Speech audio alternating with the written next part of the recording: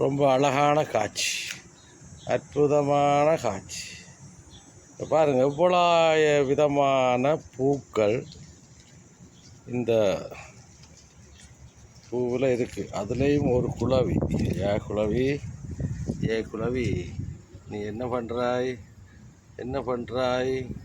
போயிட்டியா? என்ன பண்ணுறாய்? தேன் எடுக்கிறியா? பூச்சியா? பூவில் பூ எடுக்கிறியா? ஆஹா, அருமையான காட்சி, அருமையாக இருக்குது, சூப்பராக இருக்குது. எத்தனை விதமாக எவ்வளோ அழகாக எவ்வளோ வடிவாக இருக்குது.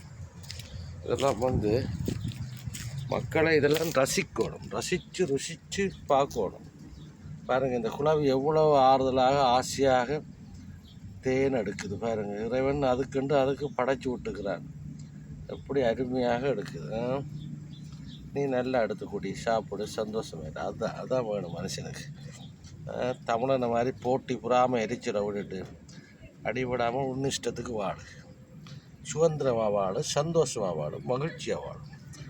வாழ்க்கை என்பது குறுகிய அதுக்குள்ளே ஆசைப்பட்டதை அனுபவிச்சு சாப்பிட்டு சந்தோஷமாக மகிழ்ச்சியாக போக வேண்டியா. நீ எடு எத்தனை கலரில் நீ மலர் தேன் பறிக்கிறாய். அது இறைவன் உனக்கு கொடுத்த கூட. எல்லாருக்கும் இறைவன் படைப்பில் ஒன்றை வச்சிருக்கிறான். அதை நாங்கள் ஆணவத்தால் கொல்லக்கூடாது, ஆணவத்தால் அழியக்கூடாது. மனிதனாக பிறந்தது மட்டுமில்லை, எல்லா உயிர்களுக்கும் கண், வாக்கு, மூக்கு, உணர்ச்சி என்று எல்லாம் இருக்குது. இதை நாங்கள் பயன்படுத்தி கொள்ள வேண்டும். அன்பு குழந்தைகளை, பாருங்க, மனிதன் நினைப்பதொன்று வாழ்வு நிலைக்கும் என்று.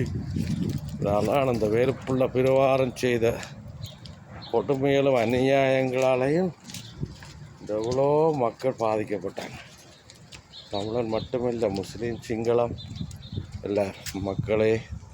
நன்றி, வணக்கம். இயற்கையை மீறி எதுவும் நடக்காது. பாருங்கள், அழகான காட்சி, அற்புதமான காட்சி. எல்லாத்துக்கும் உயிரினம் இருக்குது.